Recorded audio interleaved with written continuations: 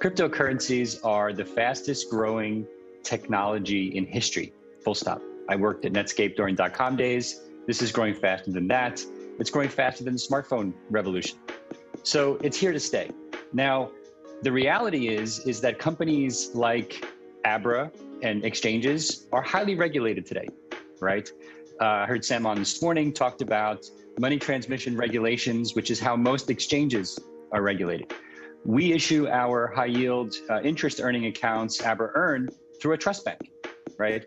And so we're overseen in some ways by dozens of different state and federal regulators today.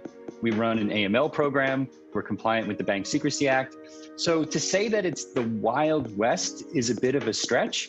To say that there's a lack of clarity in certain areas is a fair point, but every cryptocurrency company I know and every CEO that I speak to in the space has multiple law firms working with them to be compliant in all of the different areas that I already referenced. So again, I take a little bit of umbrage with the idea that it's just the complete Wild West, but we do need more clarity in certain areas, particularly what's security, what's not a security.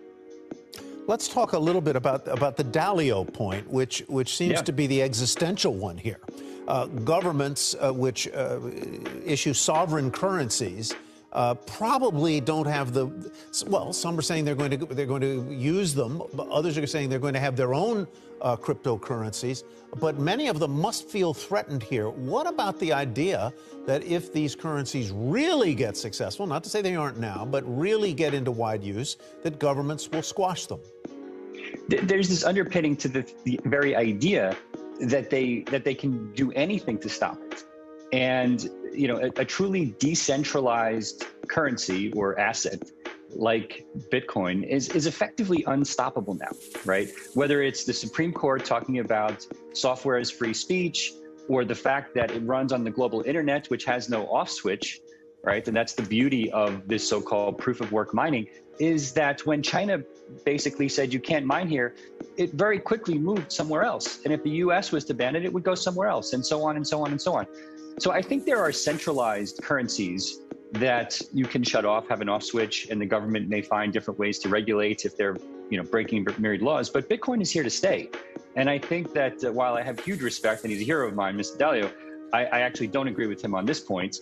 And Bitcoin is not going anywhere. Now, the government may make it more difficult for people to acquire it via bank accounts, which is, you know, maybe within their right to do. I don't see how or why, but it's here to stay.